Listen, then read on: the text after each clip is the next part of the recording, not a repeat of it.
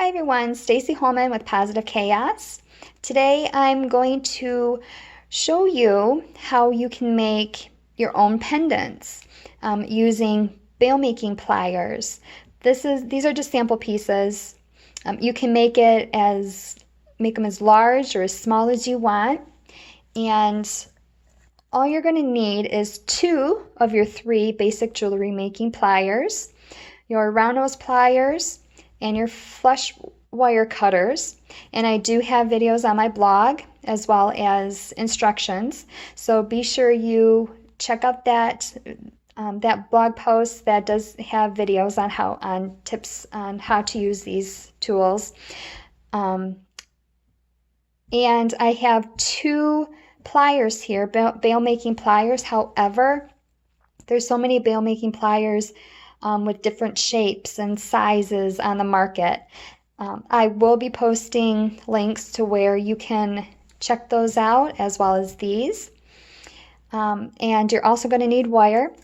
I'm using 18 gauge. If you're going to make your own pendant, you can go 18 gauge, you can go 16 gauge. You want a stiffer wire so that it keeps its form. All right, so let's get started. I'm just going to cut this off here. I'm just cutting off a small piece. Again, depending on the project, you can make them as big or as small as you want. All right, and I'm going to start in the middle. I think I'm going to use my larger ones. I have 3mm, 5mm, 6mm, 8.5mm. I'm going to start with my larger one. I'll put it in the center. It doesn't matter. I like to start in the center, but it really doesn't matter where you start, honestly. It just, whatever design you want. I'm just going to bring it out. And then when I'm done here, I'll give you some ideas of what you can do with these.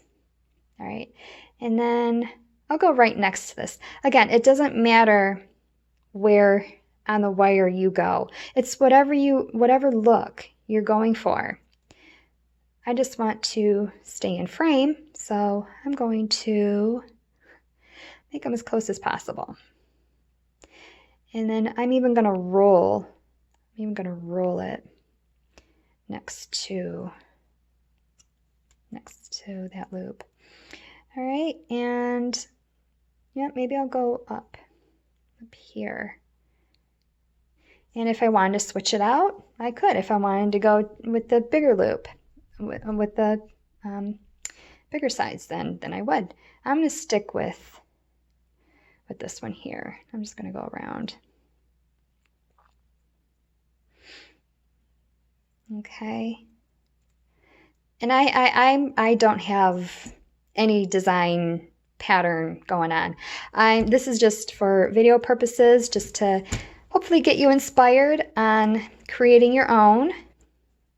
All right, now I'm going to my smaller sizes here. Where do I want to go with this? I think I'll go this way. Whoops. I think I'll go here. And every time I do this, I always get a different design. But that's what's so fun about this. You can just make it your own. Oh, okay. And this, I'll continue going over here. I'll do this one. Where should I go now? Well, I'm going to go this way because I'm already coming out on the bottom here. So I'm going to loop to the top.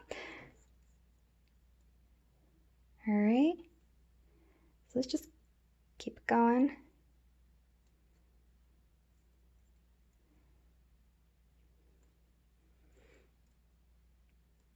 All right. You can move these whichever way you want. I think I'll bring this up more. Okay, well, for video purposes, I think this is good. And then what you can do is use your round nose pliers and just make a loop. However you want to hang it. Just make a loop. And you know what though? Because I kind of like this one, but I like this one too. So I think what I'm going to do is bring this up more. All right. And make something similar to this. All right.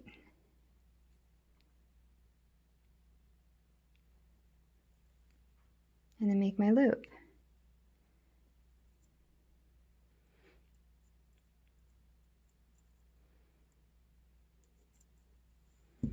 Make my loop like so.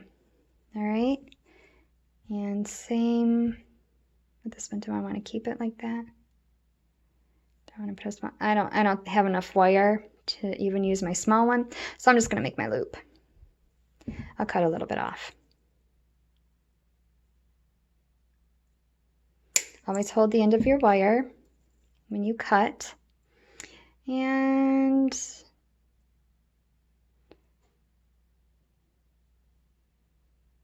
make my loop.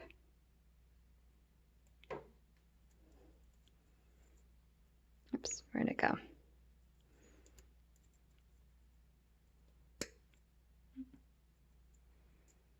Okay, I got it in there a little too much, but that's okay. That's fine. That's fine. I'll work with that a little bit more. But this is just an idea what you can do. Okay, my anxiety is kicking in, so I'm going to fix it real quick. Oop, looking through the camera so I can't tell where it's going. All right.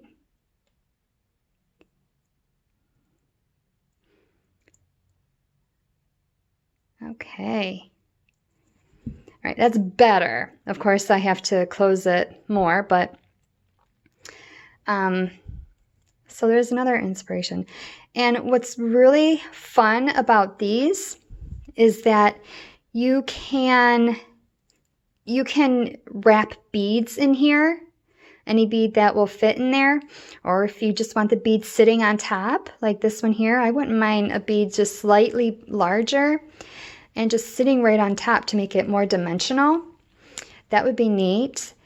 This one here, I'll probably use different, well, obviously different sizes because I have different size loops, but different colored beads. And my intention for this one is to put a jump ring here, string it on a cording or chain, and then maybe a little dangle, beaded dangle here. This one here, jump rings for both of them, and then string them. And this one that I just made, I'll probably do the same as this one. But the thing is that you don't have to put beads in each loop. You can leave some loops bare. You know, it's whatever look you're going for. Another idea, I'm not sure if you've seen the crescent, where it looks like a moon, a crescent moon. But you can make a crescent moon, and you can make it thicker in the middle with all your loops, and then taper it off on the sides, and then make your loops at the very ends on either side. So that would be really cool. And not only that, but if you do that, you can also put dangles off of these loops as well. Ooh, maybe the center of the crescent can be the larger loops, and then the smaller loops on the outside, and as it tapers, and then do the dangles in the smaller loops on the edge, and then wire wrap beads in the larger loops. Ooh, so many possibilities. So I hope you enjoyed this video, and I hope you try this yourself and just customize your jewelry to your style, your colors, whatever event is coming up, what kind of day it is, whatever you're feeling. I just hope you experiment with this and just have fun. Visit my blog, Positive Chaos, for more information, more inspiration, more tips and ideas. You can get there through stacyholman.com. If you have any questions, I can be reached at positivechaossh@gmail.com. Again, it's positivechaossh@gmail.com. And again, visit my blog, Positive Chaos, through stacyholman.com. I'll see you there.